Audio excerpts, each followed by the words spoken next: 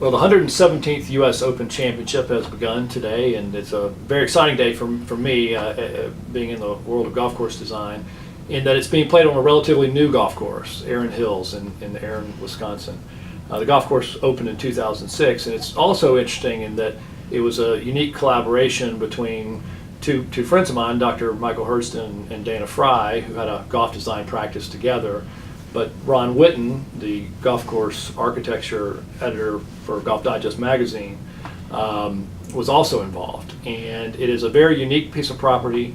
It's very open, next to no trees on the property, and has extreme, almost links-like features to the golf course. So not necessarily your traditional U.S. Open type golf course.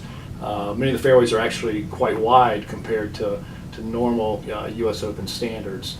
But the second hole we're going to feature today is a very unique hole, I think. It plays somewhat blind off the tee, as do many holes at Erin Hills. But here at the second, which is a 338 yards par 4, the players are playing basically uphill. What you can see are two big hillsides, one on the left and one on the right. And the one on the right, you see through fairway, and it has several prominent bunkers in its face, and that's the real visual cue to the hole.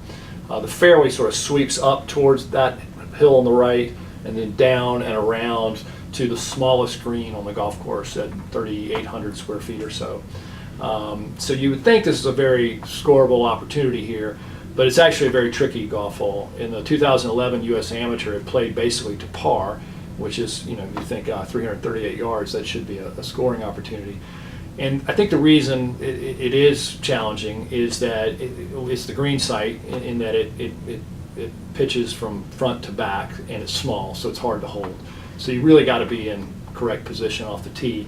But there's several correct positions you could choose, so the hole's very strategic. The widest part of the fairway would be to play an iron or a hybrid short of the bunkers that you see on the right side hill, but from there the shot to the green is blind. You can try to play over the bunkers and catch the slope, the backside of that hill, and hope to propel your ball toward the green or on the green, but shots around the green can be tricky. I think my personal preference would be to play to the left side of the fairway, to take the bunkers on the right out of play, but that is the blind shot off of the tee. But from there, you have a pretty simple pitch to the smallish green, and so you can pretty much play to a distance that you want to try to go in there. But it's a really neat golf hole, and it'll be very different from a normal U.S. Open situation. But I think it'll be interesting to sort of watch how players decide to play the tee shot in particular. And of course, if you get in trouble off the tee, you could easily be over par, because it's going to be hard to recover from there.